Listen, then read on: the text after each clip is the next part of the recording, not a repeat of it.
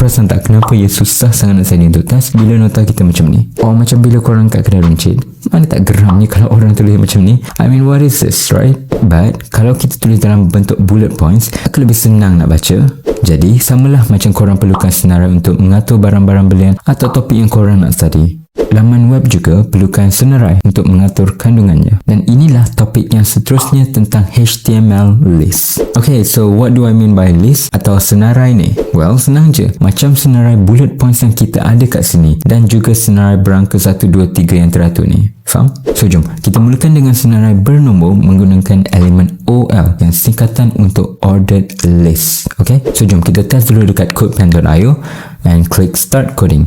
Dan pertama, tulis JOL dan jangan lupa tutup elemen tu, okay? Sekarang, kita bagi sikit ruang kat sini. Lepas tu, kita buat satu lagi elemen dalam senarai yang kita dah buat ni. Untuk tu, kita guna elemen LI yang singkatan untuk list item. So, buka je elemen LI dan tutup.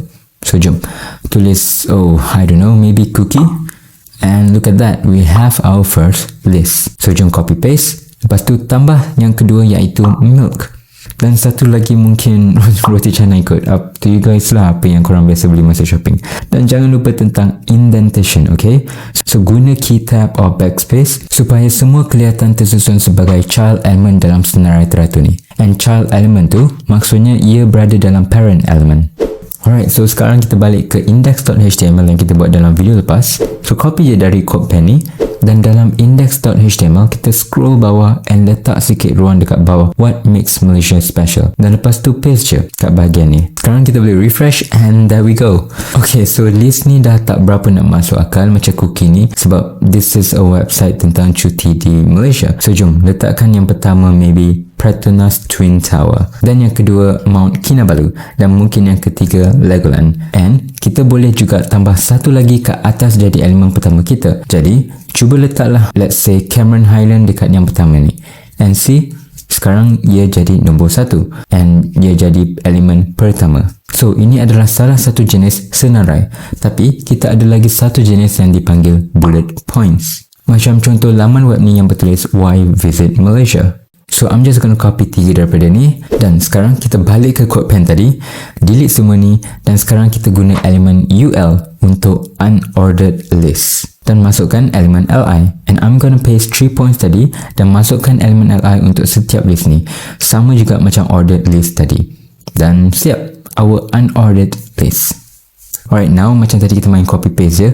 Let's just copy this dan letak bawah let's say Why Visit Malaysia.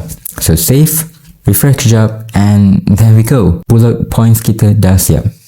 Okay, so satu tips tambahan untuk korang. Kalau korang perasan kita tak ada teks yang terapung, yang floating dalam body laman web ni, maknanya setiap elemen ada maknanya tersendiri. Okay, contohnya semua ni adalah paragraf menggunakan elemen P dan kandungan ni pula adalah senarai dan itulah sebabnya kita gunakan elemen ordered list. Okay, ini untuk memberi makna pada kandungan-kandungan ni dan menyusunnya dengan cara yang logik. So ini yang membolehkan web browser dia paparkan dengan cara yang masuk akal untuk setiap elemen. Alright?